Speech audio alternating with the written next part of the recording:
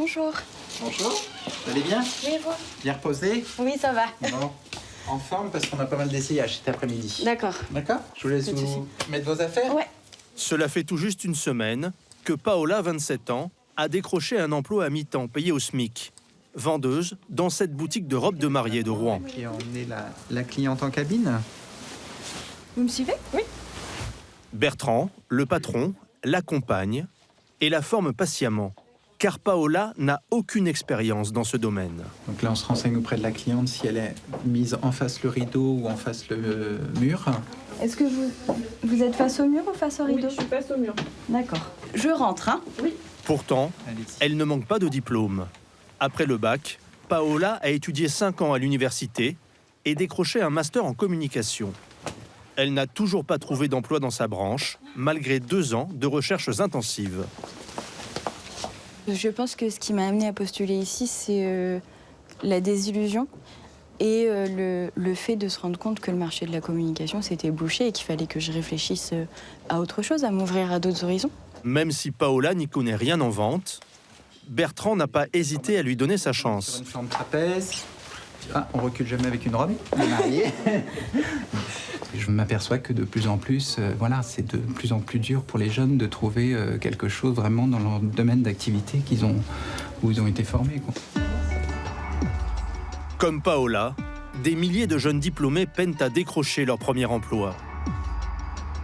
Formés, motivés, ils mettent pourtant 1 an en moyenne avant de signer un contrat. Et le plus souvent, un contrat à durée déterminée. Pour de nombreux diplômés à Bac+5, les ambitions tournent court. Un jeune sur 4 finit par prendre un job alimentaire, faute de mieux.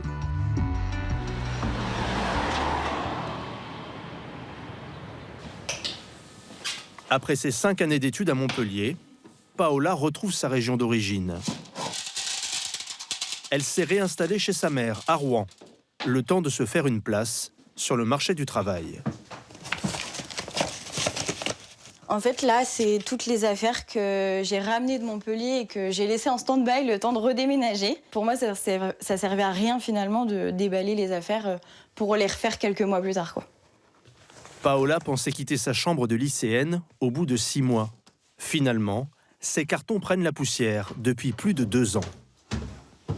Elle a fait quelques petits boulots, de quoi ouvrir des droits au chômage, et avant de décrocher son job de vendeuse, elle touchait le RSA.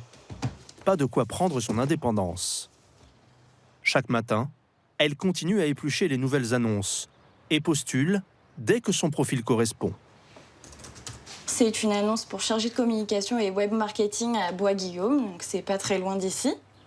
Paola a déjà envoyé plus de 400 CV, décroché seulement une quinzaine d'entretiens. La plupart du temps, elle reçoit des mails standards de refus. Elle préférerait un retour concret et personnalisé pour comprendre ce qui ne va pas dans sa candidature. Après une étude approfondie, nous sommes cependant au regret de vous informer que nous ne lui donnerons pas suite. Eux, ce qu'ils peuvent m'apporter, c'est un changement dans ma vie. Un gros changement dans ma vie, c'est sortir d'une situation qui n'est pas évidente, qui n'est pas confortable. Et quand on reçoit une réponse comme ça, on se dit qu'ils ne prennent pas l'ampleur de ce qu'on vit.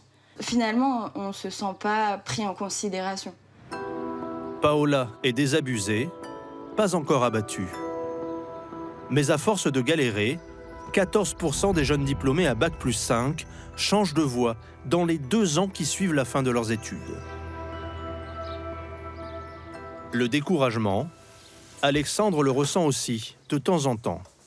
À 23 ans, il vit toujours chez ses parents dans la banlieue de Lille. Il a obtenu un master en management, soit Bac+5, dont 3 ans en alternance. Mais il n'y a pas eu d'embauche à la clé, faute de postes disponibles. Aujourd'hui, il touche une allocation chômage de 800 € par mois. Trop peu pour quitter le nid familial. Salut. Salut. Ça va? Ça va. Sa petite amie, Mégane, a fait la même université. Elle aussi est sans emploi depuis 6 mois, malgré son Bac+5.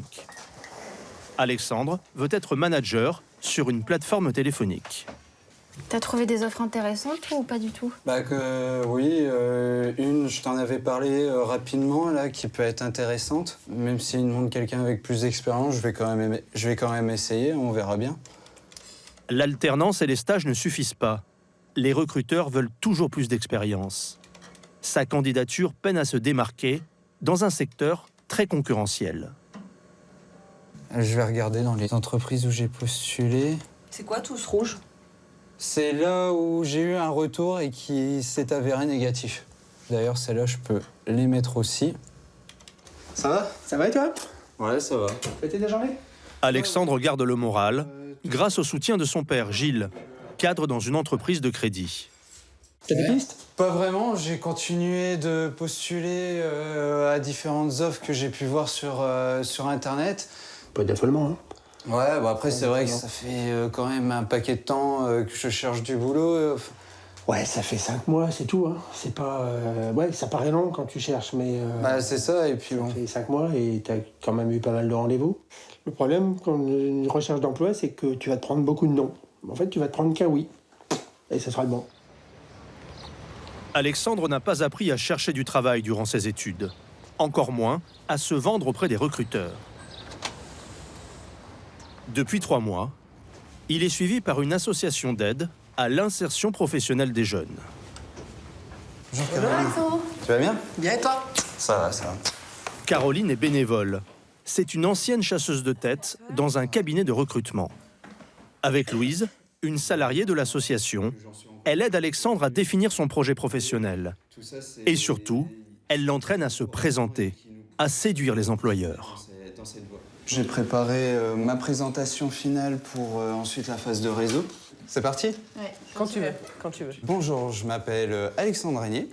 Donc, suite à l'obtention d'un bac ES, je suis rentré à l'IMMD, l'Institut du Marketing et du Management de la Distribution à Roubaix. Donc, lors de mes études, Alexandre a 3 minutes pour les convaincre.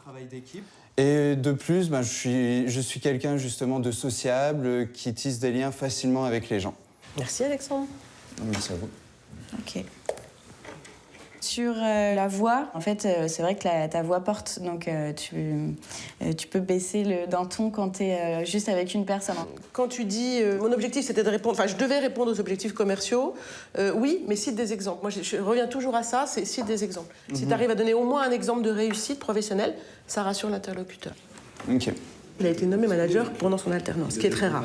Ce qui fait que quand les gens... Il a beaucoup d'entretiens, parce que quand on voit sur un CV quelqu'un nommé manager pendant son parcours, c'est impressionnant. Du coup, l'attente de l'entreprise, elle est très haute. Et le risque, quand on n'est pas sûr de soi en arrivant, c'est de créer plus encore de déception. Et du coup, lui, la pression, elle est haute, parce que l'entreprise, elle attend beaucoup. Du coup, on l'a aidé à être plus sûr de lui, et que le discours soit plus renforcé, et dans l'énergie, et dans le fond. En fait, dans le fond et dans la forme.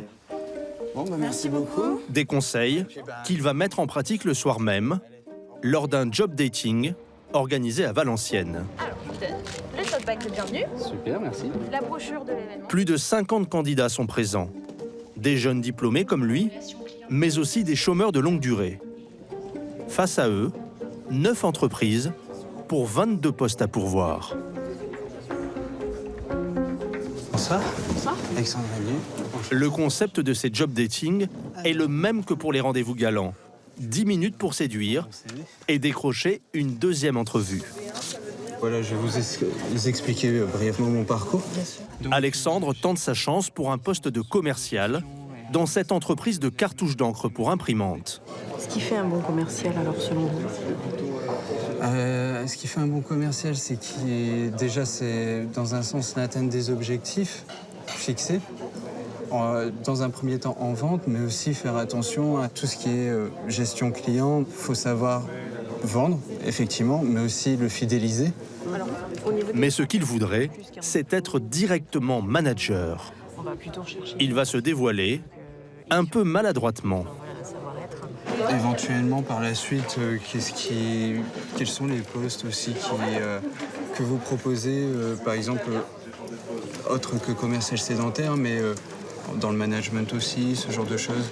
Effectivement, aujourd'hui, tous les managers de proximité ont évolué, au fait, puisqu'ils sont arrivés chez Ecobotique sur un poste de commercial sédentaire et ont évolué en interne. D'accord, ouais. On se permettrait de venir vers vous très rapidement, alors par téléphone. Le caractère informel et convivial de la discussion a mis Alexandre en confiance. Je pense avoir, justement, m'être bien défendu, donc, et avoir fait déjà une bonne première impression. Ce soir-là, il a passé 5 entretiens, En plus, je suis motivé aussi pour travailler, pour découvrir. mais n'a eu aucun retour positif. Non, puisqu'en soi, on a... Pourtant, l'entraînement a fini par payer 3 semaines plus tard. La bonne soirée, bon job d'équipe. Il a finalement décroché un CDI après avoir répondu à une annonce. Il est désormais commercial dans une entreprise de communication digitale. 35 heures, payé 1 600 € brut par mois.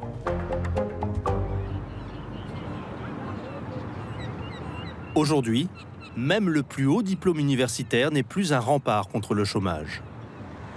À Centrale Nantes, une école d'ingénieurs, on tend la main aux titulaires d'un doctorat.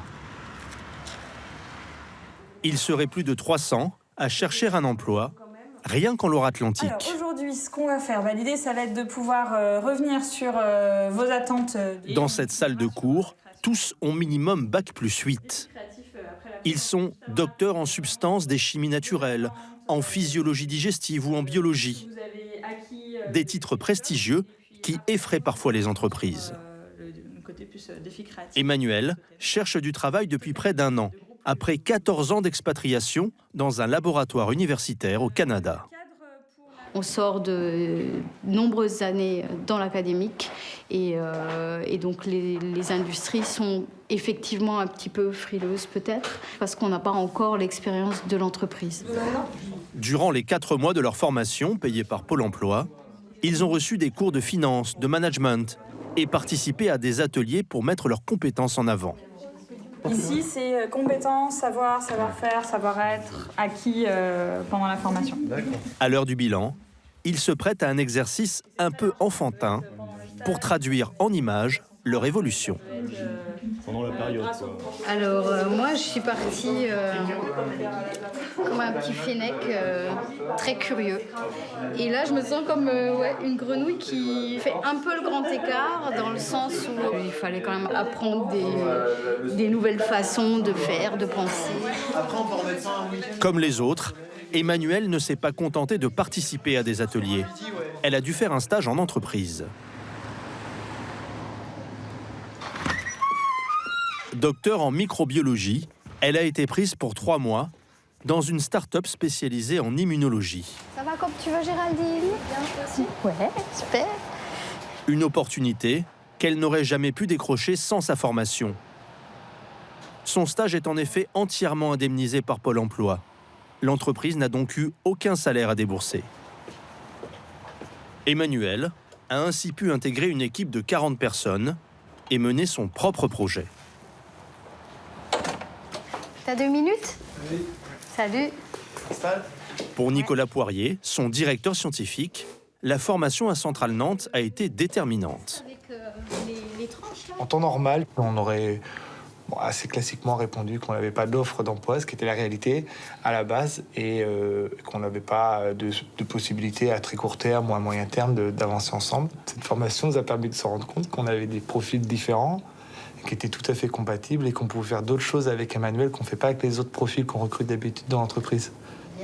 Grâce à son stage, Emmanuel a pu faire ses preuves.